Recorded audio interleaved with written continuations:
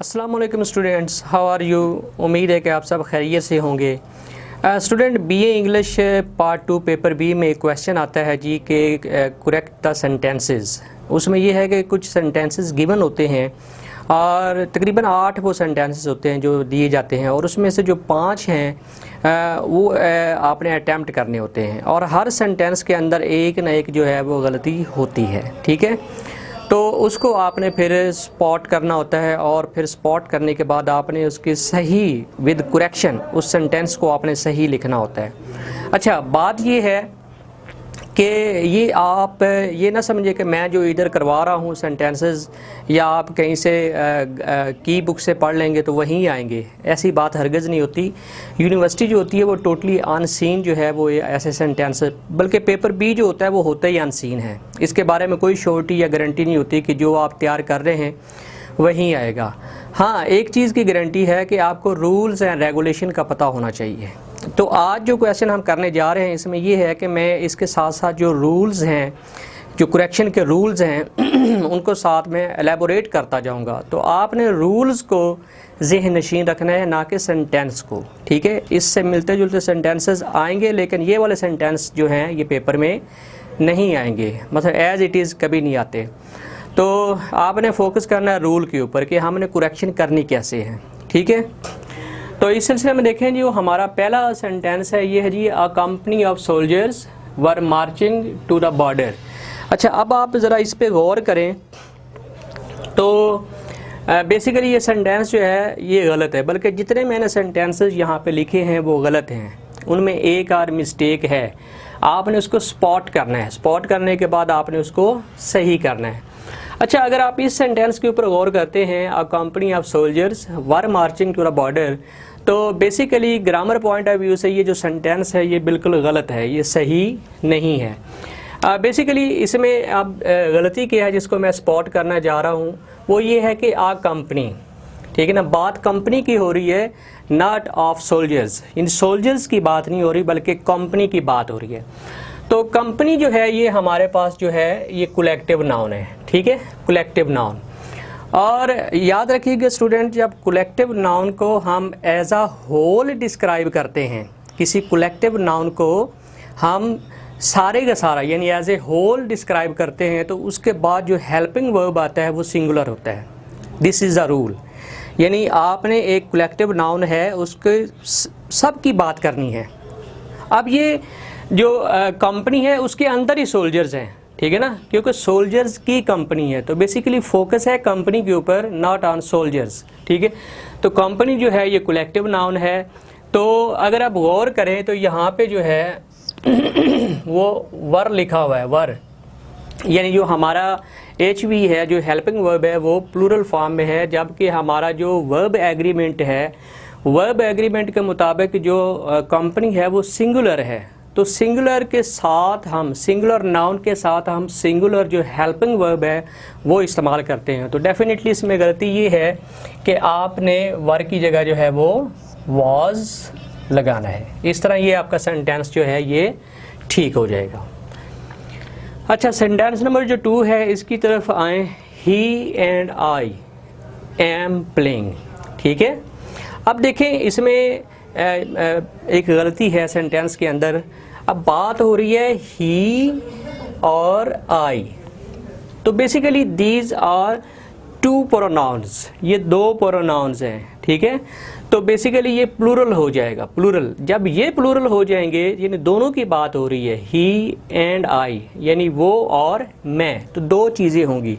जब 2 चीज़ें होंगी तो ये प्लूरल हो जाएगा। जब ये प्लूरल होगा तो उसके साथ वर्ब एग्रीमेंट के मुताबिक जो हेल्पिंग वर्ब है वो प्लूरल फॉर्म में चला जाएगा, ही एंड आई आर। इस तरह ये सेंटेंस आपका ठीक हो जाएगा। अच्छा, अब ये देखें, each of the questions are compulsory, यानी सवालात में से हर एक सवाल जो है वो कंपल्सरी है। अच्छा स्टूडेंट, बात ये है कि इंग्लिश के अंदर कुछ इंडेफिनिट प्रोनाउन होते हैं, जैसे है जो ईच है, आइदर है, नाइदर है, ठीक है ना, समवन है, समबॉडी है, तो ये थोड़े से कन्फ्यूजिंग होते हैं। कन्फ्यूजिंग इसलिए होते हैं कि स्टूडेंट समझ लेते हैं कि जैसे ईच का तर्जमा जो है ना हर एक, वो इसको प्लूरल ले लेते हैं। हालांकि ईच का तर्जमा जो होता है वो हर एक ज़रूर होता है, लेकिन वो मतलब ये कि उसको प्लूरल फॉर्म में जमा का सीगा उसके साथ इस्तेमाल नहीं करना चाहिए कि बात हर एक की हो रही है, ठीक है ना। बात जो होती है वो हर एक की होती है, लेकिन वो इंडिविजुअल होती है। आप बात समझ रहे हैं ना कि वो मतलब अगर 10 स्टूडेंट खड़े हैं तो मैं कहता हूँ ईच ऑफ द स्टूडेंट्स, तो इसका मतलब ये नहीं कि 10 की मैं बात कर रहा हूँ, बल्कि उनको 10 को मैं डिस्क्राइब ज़रूर कर रहा हूँ, लेकिन इंडिविजुअली एक एक की बात कर रहा हूँ। तो जो इंडेफिनिट प्रोनाउन होता है वो सब की बात करता है, लेकिन उनको सेपरेट करके बात करता है। अच्छा, और सिंपल सी बात अगर मैं आपको बताना चाहूँ तो ये है कि ये जो ईच है, एवरी है, आइदर और है, नाइदर नॉर है, नन है, ठीक है, सम वन है, सम बॉडी है, इसके बाद जब भी आप वर्ब लगाएं, हेल्पिंग वर्ब लगाएं, तो वो सिंगुलर फॉर्म में आना चाहिए, ठीक है ना। तो ईच ऑफ द क्वेश्चंस, सवालात में से हर एक, यानी इंडिविजुअली, ठीक है ना। Each of the questions is, ठीक है ना, कंपल्सरी, यानी सवालात में से हर एक जो है वो लाजमी है, ठीक है। उम्मीद है कि आपको ये रूल जो है ये समझ आ गई होगी। अच्छा, आगे चलते हैं ji. Bad news spread fast. Basically कई लोग ये समझ लेते हैं कि जो न्यूज़ है हमारे पास, जो नाउन न्यूज़ है, ये प्लूरल फॉर्म में होता है। हालांकि ये प्लूरल नहीं है, ये सिंगुलर है, ठीक है ना, ये सिंगुलर फॉर्म में है। लोग समझते हैं पता नहीं इसके साथ एस लगा हुआ है, हमारा स्टूडेंट ये समझता है कि इसके साथ पता नहीं एस लगा हुआ है तो ये प्लूरल फॉर्म में है, हालांकि ऐसा नहीं है। अच्छा, जब ये हम न्यूज़ को सिंगुलर ले रहे हैं, बैड न्यूज़, बुरी खबर, ये हमारे पास नाउन है और सिंगुलर फॉर्म में है, सिंगुलर फॉर्म में, तो प्रेजेंट इंडेफिनिट रूल के मुताबिक जो फॉलोइंग वर्ब होता है उसके साथ हम एस और ई एस का इजाफा करते हैं। जब काम करने वाला डूअर ऑफ एक्शन या हमारा जो प्रोनाउन है वो सिंगुलर होता है, तो उसके बाद प्रेजेंट इंडेफिनिट रूल के मुताबिक जो फर्स्ट फॉर्म होती है उसके साथ हम एस और ई एस का इजाफा करते हैं। बैड न्यूज़ सिंगुलर, स्प्रेड नहीं होगा, स्प्रेड्स हो जाएगा, ठीक है। इस तरह ये आपका सेंटेंस जो है ये ठीक हो जाएगा। अच्छा, उसके बाद है ji the wages of sin are hell. अच्छा, ये हमारे पास जो नाउन है वेजेस, अब वेजेस का जो उर्दू तर्जमा स्टूडेंट बनता है वो है जी मुआवजा या उजरत, मुआवजा या उजरत। अच्छा, ये सिंगुलर फॉर्म में है। अब जब स्टूडेंट इसको पढ़ता है तो वो समझता है कि ये वेजेस जो है ये प्लूरल है, हालांकि ऐसा नहीं है। वेजेस जो है वो सिंगुलर फॉर्म में है। कई जो हमारे पास इंग्लिश के अंदर जो है वो कई नाउन ऐसे होते हैं जो लगते सिंगुलर हैं लेकिन होते प्लूरल हैं, और कई ऐसे हैं जो होते प्लूरल हैं लेकिन हैं सिंगुलर, ठीक है ना। ये कंफ्यूज करने वाले नाउन हमारे पास इंग्लिश में आते हैं। तो वेजेस इज़ ऑलवेज सिंगुलर। अच्छा, जब ये सिंगुलर है तो फिर इसके बाद जो हेल्पिंग वर्ब हमने लगाना है वो भी हमने सिंगुलर जो है वो लगाना है, तो फिर यहाँ पे आर की जगह इज़ आ जाएगा। The wages of sin is hell. इस तरह ये आपका सेंटेंस जो है ये ठीक हो जाएगा। अच्छा, उसके बाद है जी सेंटेंस नंबर 6 है the college is close for summer vacations. गलत आम है।